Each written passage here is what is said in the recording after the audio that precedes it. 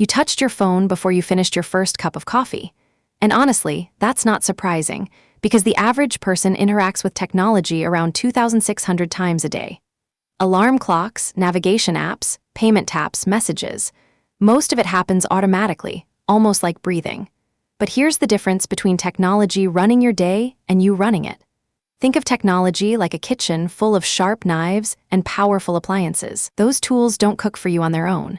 But if you know exactly which tool to grab for which job, you can make something incredible in half the time. That's the whole idea, using technology on purpose, not just by habit. So what does that actually look like in a normal day? Start with your health. Wearables and phone sensors can track your steps, your heart rate, how well you slept, even your stress patterns. That's real data about your own body that your doctor rarely gets to see between visits. A quick glance every morning is like getting a small health report that used to cost serious money and a specialist's appointment. Then there's time and task management. Calendar apps take the mental weight of remembering every appointment off your brain entirely.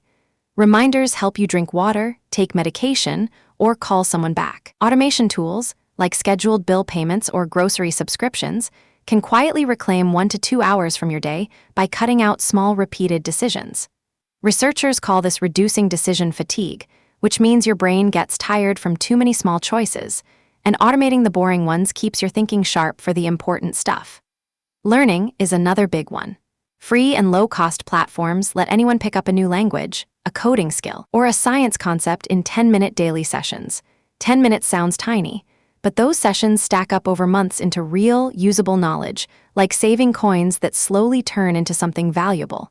Digital safety matters just as much. A password manager creates strong, unique passwords so you don't have to remember them.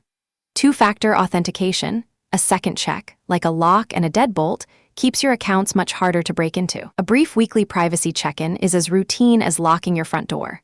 Now, the honest part. The same tools that save time can also drain it. Notifications, endless scrolling, reflexive phone checks. Technology amplifies distraction just as well as it amplifies productivity.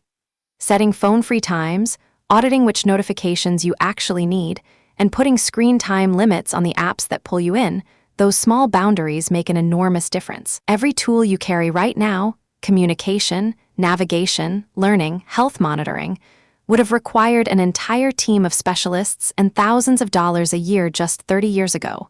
You are already holding a superpower. The only question is whether you are using it or it is using you.